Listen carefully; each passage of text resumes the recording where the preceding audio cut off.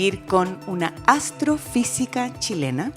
Ella es Laura Pérez, está dedicada a la investigación y formación de planetas y de sus etapas de vida, utilizando técnicas de interferometría en radio.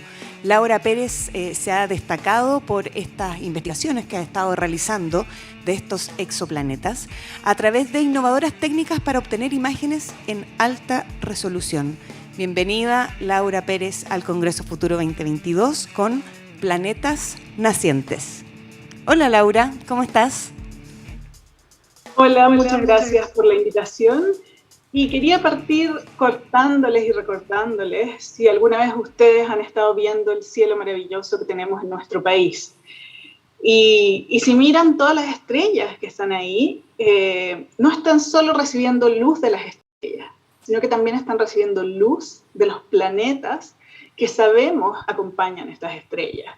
Porque gracias al gran estudio que hemos hecho del campo llamado exoplanetas, o sea, planetas que orbitan otras estrellas, ahora sabemos que en nuestra galaxia la mayoría de las estrellas albergan otros planetas. Y entonces, una pregunta que nos hacemos es, en este contexto de gran diversidad y donde cabe saber que hay mucha diversidad, o sea, que hay muchos planetas, ¿dónde cae nuestro sistema solar? Y entonces, pensando en esto, hagamos un gráfico muy sencillo. Tratemos de clasificar los planetas por densidad. Mientras más denso, lo vamos a poner más arriba, y como son planetas rocosos, se dan cuenta que todos los planetas rocosos de nuestro sistema solar están arriba. Los planetas gaseosos y gigantes del sistema solar son mucho menos densos y caen abajo en este gráfico. Además son más fríos, y si los ordenamos por su temperatura, caerían entonces hacia la región más fría, acá hacia la izquierda de su pantalla, comparado con los planetas rocosos, que están mucho más cerca de nuestro Sol y son más de mayor temperatura. Y entonces esta clasificación nos dice, ok, así se comportan los planetas de nuestro sistema solar. Pero si comparamos con todos los planetas que hemos descubierto hasta ahora, nos damos cuenta que la verdad es que hay una gran diversidad de sistemas planetarios. Hemos llenado este gráfico no solo con los planetas del sistema solar, sino que con todos los planetas que conocemos hasta el momento, y nos damos cuenta que nuestro sistema solar en algunos aspectos es parecido a otros planetas y en algunos aspectos es distinto. Y la pregunta que nos hacemos es, ¿de dónde viene esta diversidad? ¿Será algo que viene innato del proceso de formación o será algo que ocurre en función del tiempo? Y entonces surge la idea de estudiar planetas nacientes, planetas que están en formación. Y si queremos estudiar este tipo de planetas, nos tenemos que acercar a estrellas jóvenes, estrellas que se están formando y que les llamamos estrellas nacientes también. Y todo esto parte en una nube molecular en un lugar de la galaxia que colapsa bajo su propia gravedad. Al centro se forma una protoestrella y la rodea un disco de material. Ese disco de material es del cual se hicieron los planetas en nuestro sistema solar y se forman los planetas que vemos en otras estrellas en nuestra galaxia. Y a estos discos de material les tenemos un nombre especial, les llamamos discos protoplanetarios o discos formadores de planetas. Y este es el campo al que yo me dedico a estudiar. ¿Dónde en nuestra galaxia encontramos estrellas jóvenes?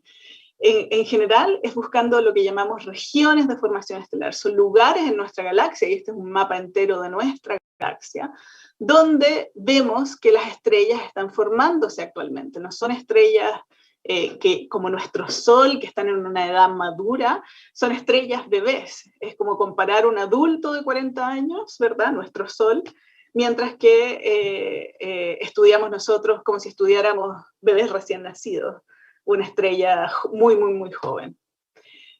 ¿Y cómo las encontramos? ¿Cómo las diferenciamos cuando tienen disco? Y esto es porque el brillo de estas estrellas es distinto de acuerdo a cómo los observamos. Cuando solo tenemos la estrella joven, en general su brillo va a ir decayendo a medida que avanzamos en el espectro electromagnético. A longitudes de onda cada vez más largas, cada vez menos vemos estas estrellas, como pueden ver en el primer gráfico. Y si rodeamos a esta estrella de un disco, súbitamente el disco también emite luz. Y esta luz la vemos desde el infrarrojo hasta las ondas de radio. Y es así como entonces encontramos estos discos alrededor de estrellas jóvenes. Y lo que queremos entonces es, a partir de lo más inicial, que es el polvo cósmico que rodea, que permea, perdón, nuestra galaxia, y que es de un tamaño microscópico, micrones, ¿ok? Eso es 1.000.000 de veces más pequeño que un metro. Y entonces, de este polvo cósmico queremos llegar a formar algo como un planeta. Y se dan cuenta que el crecimiento entonces tiene que ser gigantesco, por al menos un factor de 10 elevado a la potencia de 12. Eso es gigante.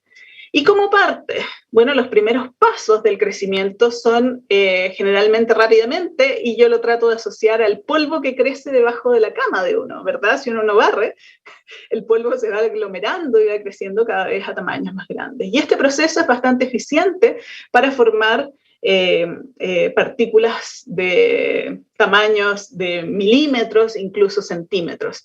Y en el laboratorio podemos hacer colisionar este tipo de objetos y entender entonces cómo funciona esta física del crecimiento de estos granos de polvo.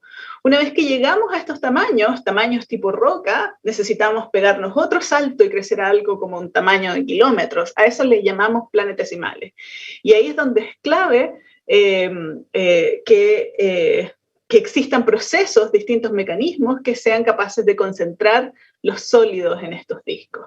Y acá hay una simulación numérica, estos no son observaciones reales, de cómo funciona este proceso de inestabilidad. Ahí va. En donde en el plano medio del disco el material sólido es capaz de alcanzar muy alta densidad y colapsar sobre sí mismo y generar estas regiones de alta densidad donde podemos generar, por ejemplo, planetesimales. Y una vez que tú tienes tu planeta formado, este planeta formado va a usar la gravedad para ayudarse.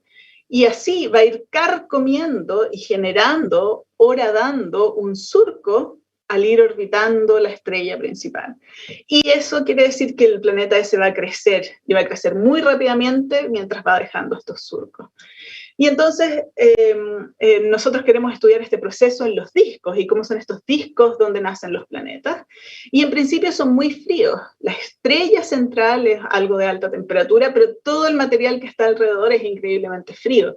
Y entonces las formas en que nosotros normalmente observamos estos objetos no son las que podemos usar. Necesitamos un telescopio especializado en el universo frío. Y ahí viene la gracia del telescopio ALMA. Por otro lado, son muy pequeños. Aquí está una imagen de la nebulosa de Orión, que quizás algunos de ustedes conocen. Y si ven en estas pequeñas cajitas acá, cada una de ellas es una imagen de uno de estos discos. O sea, son cosas muy diminutas. Y esta imagen es observada con el telescopio Hubble, el telescopio espacial. Entonces, necesitamos realmente un telescopio que sea potente para poder observar estas pequeñas regiones del universo y al mismo tiempo que opere distinto, no opere en el visible, sino a longitudes de ondas largas, para poder observar este material frío. Y aquí ALMA entonces se convierte en una ventana al universo. ALMA es este observatorio, conjunto de antenas que aplica la técnica de interferometría para observar el universo frío y lejano, y está a 5 kilómetros sobre el nivel del mar en el llano de Chagnator en Atacama. Y como les había dicho, la formación planetaria deja huellas. Esta es una simulación numérica y van viendo cómo estos planetas nacientes, al ir acretando y agregando y comiéndose el material del disco, van creando anillos, ¿ok? Pero no solo anillos esperamos ver como huellas de formación planetaria. Si hay planetas masivos fuera de estos discos, o si estos planetas masivos generan grandes gradientes de presión, podríamos esperar asimetrías, podríamos esperar espirales, no solo anillos. Y distintas teorías, entonces, van a predecir distintas estructuras en estos objetos. Y entonces, la pregunta que nos hacemos es, ¿qué vemos en el universo? ¿Vemos todas estas estructuras? ¿No vemos ninguna? Necesitamos una respuesta. Y antes de tener acceso al telescopio ALMA, la verdad es que no era posible distinguir estas estructuras. Aquí hay una imagen, la imagen de mejor resolución, que no era del telescopio ALMA, y lo que pueden ver es que es difícil discernir si aquí hay anillos, si aquí hay espirales, asimetrías, etc. Y este disco es grande. Acá dejé abajito la escala, el tamaño de nuestro sistema solar. Entonces, ni siquiera en el mejor candidato podíamos ver si realmente estas estructuras que esperamos de formación planetaria existían. Y para poder lograrlo, entonces, es necesario sintetizar un megatelescopio, o sea, utilizar estas técnicas de interferometría, y para hacerlo, ¿se acuerdan esa imagen que les mostré de ALMA? Bueno, ALMA usa todo el plano de Chagnator, donde las antenas son situadas hasta 16 kilómetros de separación, como muestra en esta imagen, donde a un lado se ubica el supercomputador de ALMA y se conecta a cada una de estas antenas, que son probablemente un minúsculo píxel en lo que ustedes están viendo. Y entonces el salto de los estudios antes de ALMA a cómo vemos este mismo disco protoplanetario, pero observado por este telescopio. Fue un salto gigantesco, y la primera vez que yo vi estas imágenes y que muchos astrónomos en el mundo vieron estas imágenes, quedamos increíblemente emocionados, porque se parecía mucho a lo que dice la teoría y de que deberían estar estos surcos debido a planetas nacientes. También hemos visto no solo anillos, hemos visto brazos espirales, y esto también indica que la formación planetaria no tiene por qué ser igual en todas las estrellas, y como pueden ver, esto es algo que continuamos estudiando actualmente.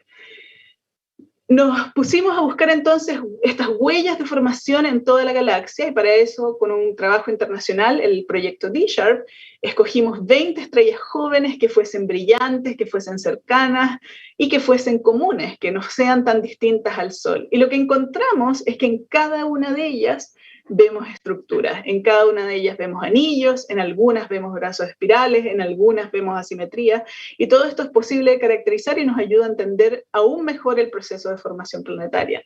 Claramente nosotros no somos los únicos, el campo ha crecido exponencialmente, la verdad, y acá hay simplemente una muestra de que cada estrella de algún modo está acá haciendo nuevos planetas. ¿Podemos observar directamente estos planetas nacientes? Y bueno, aquí hay un ejemplo de una de estas observaciones. La estrella tiene este nombre, PDS-70, y alrededor de esta estrella está el objeto B y el objeto C, y esos dos, dentro de este gran disco, son planetas en formación. Los pueden ver ahí indicados por flechas. Y se los pueden imaginar así: dentro de esta gran cavidad, esta es una ilustración, los planetas orbitan y han dejado un gran agujero, y estos planetas en formación todavía son alimentados y quizás, y era una pregunta hasta hace muy poco, tienen un disco que los alimenta, pero directamente alrededor del planeta, así como muestra esa ilustración. Y es en esos discos donde nosotros pensamos que se forman las lunas alrededor de los planetas, sobre todo los planetas gigantes como Júpiter o incluso más grandes. Y eso fue un descubrimiento sorprendente que hizo el telescopio ALMA. Mirando este objeto en particular, ahí, esa pequeña manchita que ven ustedes, es un disco que ahora forma exolunas, lunas que orbitan otros planetas, alrededor de este planeta naciente en esta estrella PDS-70.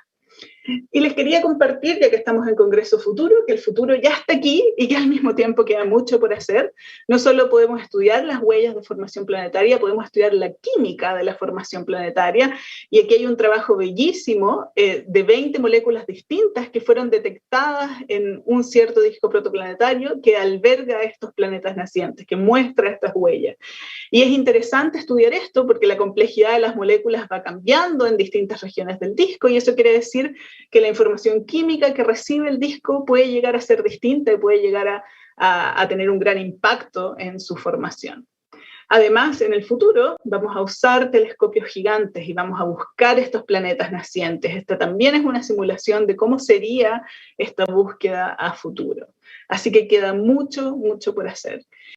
Y como estamos en el tema de aprender a convivir, quise cerrar mi charla mostrándoles una imagen de un planeta, pero es un planeta del que ustedes están probablemente muy familiarizados, y es nuestro propio sistema solar. Y aquí estamos, en ese pequeño cuadradito, nuestro planeta Tierra, tomada por Voyager en el año 1990. Y esta imagen, que fue solicitada por Carl Sagan en su momento, inspiró a escribir unas palabras bellísimas y que creo tienen el lema de aprender a convivir del Congreso Futuro. Ese pequeño punto azul que ven ustedes ahí es la imagen de nuestra Tierra. Y Sagan escribió que esta imagen subraya la responsabilidad de tratarnos los unos a los otros de manera más amable, compasivamente, y preservar y querer este punto azul pálido porque es el único lugar que jamás hemos conocido. Muchas gracias. Muchas gracias a ti, Laura. La verdad que es ese punto azul en el cual vivimos y tenemos que aprender a convivir y llevamos miles de años haciéndolo, ¿no? Nos da esa perspectiva que probablemente con la cual tú convives a diario y que nosotros que estamos aquí nos damos cuenta, gracias a tus palabras, a tus investigaciones, que hay un universo cada día más cercano también. La posibilidad de tener alma en Chile, como bien contaba Laura, es un lujo para el desarrollo de la ciencia en el mundo y también para nosotros como habitantes de este país.